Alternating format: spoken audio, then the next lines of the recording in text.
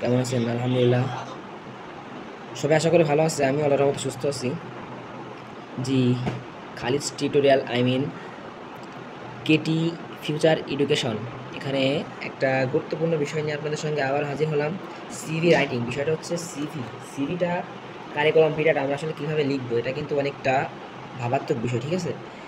সিভির ক্ষেত্রে দেখা যায় অনেকে অর্ধেক বা অ্যাপ্লিকেশনটা লিখতে পারে না। অ্যাপ্লিকেশন লিখতে পারলেও কারিকুলাম ভিটা বা পার্সোনাল যে অ্যাড্রেস থাকে, পার্সোনাল যে বায়োডাটা, এগুলো কিন্তু দিতে পারে না।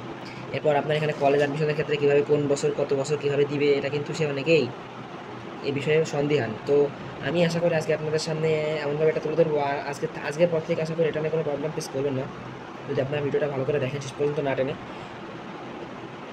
শুরুতেই বলছি, যদি চ্যানেলটিতে প্রথম হয়ে থাকেন, নতুন হয়ে থাকেন, তাহলে অবশ্যই সাবস্ক্রাইব করে বেল বাটনটিতে ক্লিক করে রাখবেন। তাহলে আমাদের সব গুরুত্বপূর্ণ ভিডিওগুলো এখানে আপলোড করা হয়, আপনারা সাথে সাথে এটা পেয়ে যাবেন ইনশাল্লাহ।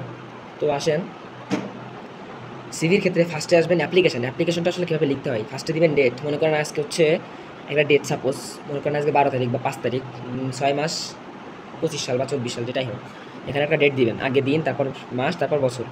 এরপর দ্য হেডমাস্টার যদি থাকে, হেডমাস্টার বিষয়টা যেভাবে আসবে আপনি সেভাবে দেবেন। যদি আপনার হেডমাস্টার স্কুলে যদি কোনো নিয়োগের জন্য দেয়, তাহলে আপনার হেডমাস্টার। যদি আপনার কোনো অফিস বা কোনো এখন কোনো অফিস টফিসে যদি আপনার নিয়োগ থাকে, তাহলে হচ্ছে আপনার ম্যানেজার বা ডিরেক্টর।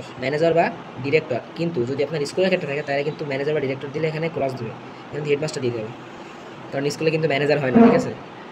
এরপর আসেন যে প্রথম ডট আছে, এখানে লিখবেন হচ্ছে প্রতিষ্ঠানের নাম। আপনি যে প্রতিষ্ঠান থেকে বা আপনি যে প্রতিষ্ঠানে অ্যাপ্লাই করেন, সেই প্রতিষ্ঠানের নামটা এখানে লিখবেন, প্রতিষ্ঠানের ঠিকানাটা এখানে লিখে দেবেন, ঠিক আছে? এবার সাবজেক্টটা হচ্ছে আপনার, মনে করেন আপনি একটা পত্রিকা পড়ছেন, সেখান থেকে এটা জানতে পারলেন। তো আমরা ফার্স্টে লিখবো application for the post of almost, পদের নাম। এখানে পদের নাম কী দেবেন? এখানে পদের নাম মনে করেন আপনি একজন ইংলিশ টিচার হিসেবে আসতেছেন, বা বাংলা টিচার বা ম্যাথ টিচার, বায়োলজি টিচার বা ফিজিক্স কেমিস্ট্রি, হায়ার ম্যাথ, ইত্যাদি, যাই হোক। এখানে দেবেন application for the post of,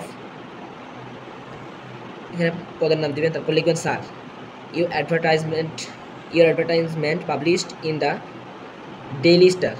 মানে আমি আপনার যে ঘোষণাটা, এটা আমি ডেইলি স্টার পত্রিকা থেকে পেয়েছি। কবে? অন ডেট, মনে করেন যে আপনি যেদিন এখানে তারিখটা দেবেন, তার বড় জোর 1 মাস, অত না, 5 থেকে 7 দিন আগে এখানে দিবেন। 5 থেকে 7 দিন আগে, 5 থেকে 7 দিন এখানে যেটা দেবেন, তার 5 থেকে 7 দিন আগে দিবেন এই ডেটটা, ঠিক আছে?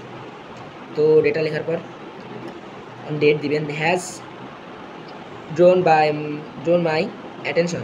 I am writing to offer myself as a candidate for the post. পদের নামটা দিবেন। আবার বলছি, এখানে কিন্তু পদের নামটা খুবই হিউজ পরিমাণ ব্যবহৃত হবে, হিউজ পরিমাণ কারেক্টেড হবে। এখানে কিন্তু পদের নামটা যদি একটু ঝামেলা করেন, তাহলে কিন্তু আপনার সিভিটা বাতিল।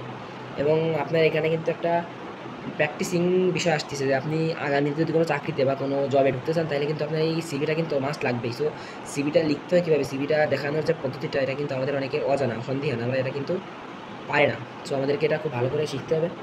তো দেখেন, এরপর আসছে পদের নামে। তারপর my educational qualifications and others important particulars documents are submitted ব্লু ফর ইউ কাইন্ড কনসিডারেশন। এখন দেখেন, এটা লেখার পর, এটা আপনার অ্যাপ্লিকেশন বা আপনার যে পত্রটা শেষ। এরপর আপনি আসবেন হচ্ছে কারিকুলাম ভিটা হচ্ছে পার্সোনাল বায়োডাটা, এটাকে বোঝা কারিকুলাম ভিটা। এখন কারিকুলাম ভিটার এখানে আপনি এভাবে লিখবেন, আমি যেভাবে লিখছি এরকম লিখবেন, ইনশাল্লাহ আপনাকে 20-20 দেবে, 20-20 না দিলেও 18-19 দিবে ইনশাল্লাহ, 18 লাইন নাই। দেখেন পার্সোনাল, ফার্স্টে আসবে পার্সোনাল ডিটেলস, পার্সোনাল আপনার ব্যক্তিগত যে তথ্যগুলো, এটা কিন্তু আপনার এখানে বর্ণনা করতে হবে, ঠিক আছে? পার্সোনাল ডিটেলস এখানে কিন্তু কিছু না, এখানে কিন্তু আপনার বর্ণনা করতে হবে, ঠিক আছে? এখান থেকে তো নেম, আপনার নামটা কি দেবেন? সাপোজ আপনার নাম নুরুন নবী, বা আপনার নাম ফজিলাতুন্নেসা, বা আপনার নাম ধরেন ফয়জুল, করিম, রহিম, শফিক, যাই হোক আপনার নাম দেবেন। ফাদার্স নেম, আপনার বাবার নাম, এরপর মাদার্স নেম, আপনার মায়ের নাম। পার্মানেন্ট অ্যাড্রেস, পার্মানেন্ট অ্যাড্রেস বলতে আপনি থাকেন কোথায়, আর আপনার আগের, আপনি মনে করেন এখানে আছেন 5 মাস, আপনি কিন্তু এটা পার্মানেন্ট থাকবেন কিনা তো কোনো নিশ্চয়তা নেই। তো এটা কিন্তু আপনার পার্মানেন্ট অ্যাড্রেস না, আপনি একটা পার্মানেন্ট অ্যাড্রেস এখানে ফিল আপ করতে হবে। এরপর প্রেজেন্ট অ্যাড্রেস বলতে আপনি মনে করেন এখানে 5 মাস আছেন, আপনি সেই অ্যাড্রেসটাই দেবেন যে আমি এখানে আছি। এরপর ন্যাশনালিটি বা জাতীয়তা, আপনি কোন দেশীয়, লিখবেন বাংলাদেশি। এটা কিন্তু অবশ্যই বাংলাদেশি, আমরা বাংলাদেশের মানুষ, আমরা বাংলাদেশি স্যারদেরই দিব এটা, তো আমাদেরকে এটাকে বাংলাদেশি হিসেবে লিখতে হবে। যদি আপনি অন্যান্য দেশে যদি আপনি সিভি হিসেবে কারো দেন, তাহলে সেখানে অন্যান্য দেশেরই করতে হবে, কিন্তু আপনি বাংলাদেশি হিসেবে তো সেখানে পোস্ট করতে হচ্ছে, আপনার এখানে কিন্তু বাংলাদেশিটাই গ্রহণযোগ্য। বা ডেট অফ বার্থ, আপনার জন্মসালটা এটা কত, ডেট অফ বার্থ, এটা কিন্তু শেষ, এইটুকু এভাবে লিখতে হবে। এবার দেখেন, রিলিজিয়ান, আপনি কোন ধর্মের অনুসারী? মুসলিম, খ্রিস্টান, বৌদ্ধ নাকি? আপনি যদি ইসলাম ধর্মে থাকেন তাহলে দেখেন ইসলাম, যদি হিন্দু ধর্মে থাকেন তাহলে দেবেন হিন্দুস্তান, যদি বৌদ্ধ ধর্মে থাকেন তাহলে দেবেন বুদ্ধিস্ট, বা যেভাবে যে ধর্মের হন না কেন সেটা কিন্তু সেভাবে লিখতে হবে। জেন্ডার, আপনি কোন লিঙ্গের অধিকারী? Mail, female.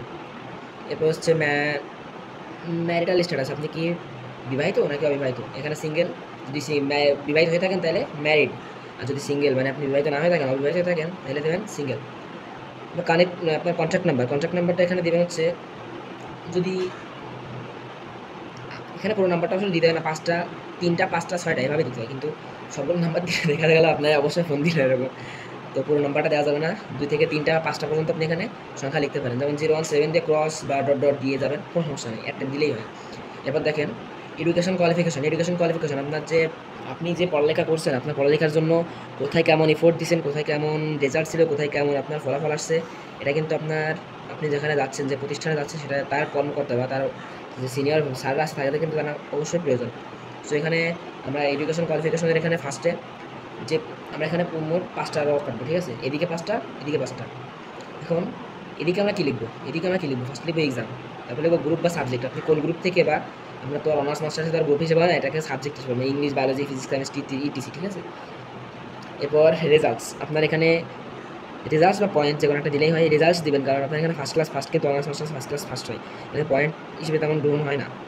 এরপর দেখেন বোর্ড, আপনি কোন বোর্ড থেকে পরীক্ষা দিচ্ছেন, আপনি এসএসসি তো ইউনিভার্সিটি থেকে দেন নাই, সো এখানে বোর্ড হিসেবেই ফার্স্টেরটা, এরপর ইউনিভার্সিটি, আপনি এখানে 2টা লিখবেন, এভাবে একটা অবলিক দিবেন, অবলিক দিয়ে বোর্ড বা ইউনিভার্সিটি। এবার পাসিং এর, আপনি কোন বছরে আপনি একটা মনে করেন এমএ বা বিএ, সিএসএসসি, জেএসসি, এগুলো কোন ইয়ারে, কোন বছরে পাস করছেন, সেটা কিন্তু এখানে ফিল আপ করতে হবে। তো দেখেন আমার ফার্স্টে এমএ, এসএসসিতে যাবো, এসএসসিতে হচ্ছে আপনার, এখানে যদি আপনি জন্মসাল দেন, এখানে যেহেতু 2012 দেওয়া, আপনার জন্মসাল দেওয়া লাগবে, কিন্তু অবশ্যই এখানে এই যে আপনার জন্মসাল, আপনি যদি ছাত্র, যেহেতু আপনি 8, 9, 9, 10 এটা ফিল আপ করতে হয়।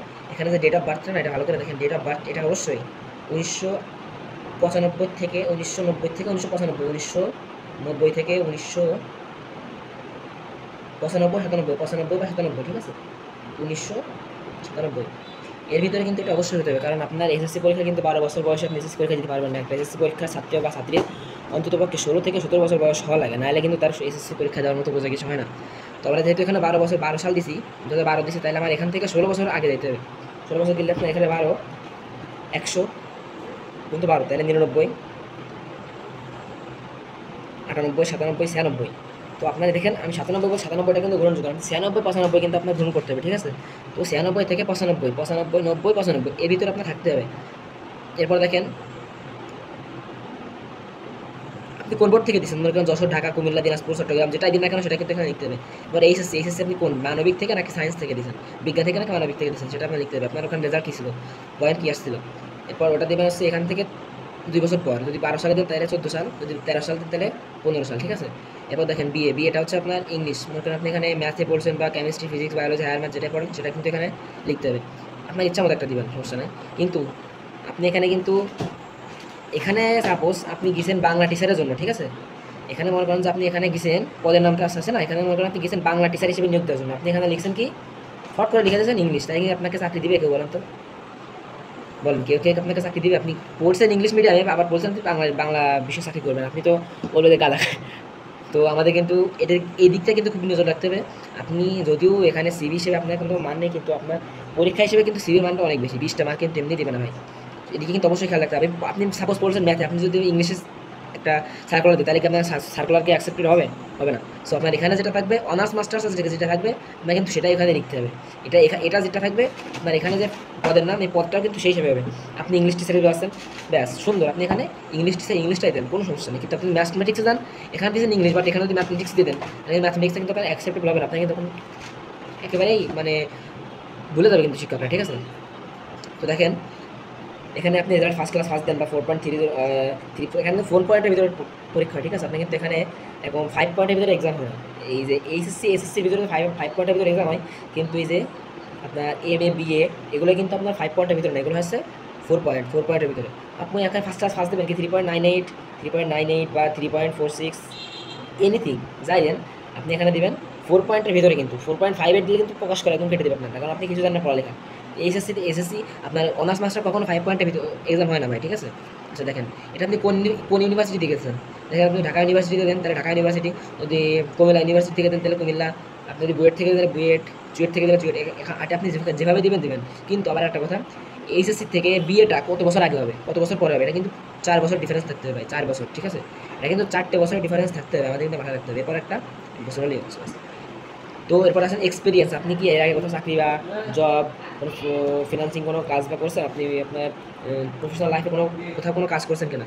তো এখানে দেখেন এক্সপিরিয়েন্সের ক্ষেত্রে আসছে, আপনি এখানে লিখবেন I have been working as a English teacher for 2 years, মানে 2 বছরের জন্য আমি একটা প্রতিষ্ঠানে ইংলিশ টিচার হিসেবে কাজ করছিলাম। সো আমার একটা অভিজ্ঞতা, কিন্তু এক্সপিরিয়েন্স মানে কিন্তু অভিজ্ঞতা ভাই, এক্সপিরিয়েন্স মানে অভিজ্ঞতা, এটা কিন্তু আপনার এখানে লিখতে হবে। দেখেন রেফারেন্সটা হচ্ছে আপনার এখানে একটা নাম, আপনার যে কলেজ থেকে ইউনিভার্সিটি থেকে পাস করেছেন সেটা 2টা টিচারের নাম্বার দিলেও হয়, বা এখানে আপনি একটা কথা লিখতে পারেন যে in the above circumstance I help and believe that you would be kind enough to consider my application and appoint me to the post paid for। এখানে ইউর ফেইথফুলি একটা নাম দিবেন, আপনার নাম যদি হয় তানভীর, আপনার আমার নাম দেখেন, আমার নাম ধরেন খালিদ, আমি যদি এখানে খালিদ দিই তাহলে কিন্তু হবে। এরপর ধরেন আপনি এখানে যে নাম দেবেন আপনি কিন্তু এখানে সে নাম দেবেন, আপনি এখানে পাবেন না, এখানে যদি আপনি নিজের নাম দেন তাহলে কিন্তু আপনার টাকা সরে কাটা দেবে, ঠিক আছে? তো এখানে যে নাম আপনার এখানে যে নাম থাকবে ওইখানে সে নাম দিতে হবে ভাই, এটা মাথায় রাখবেন। তো সিভিটা আসলে এরকম যদি লিখেন আমরা 2 পৃষ্ঠার ভিতরে শেষ করতে হবে। তো আমরা যদি এভাবে লিখি আমাদের আশা করি একটা আশানুরূপ মার্ক আমরা পাবো। তো সবাইকে ধন্যবাদ, সাথে থাকবেন আমার, আর ভালো থাকবেন সবাই, দোয়া করি। আসসালামু আলাইকুম।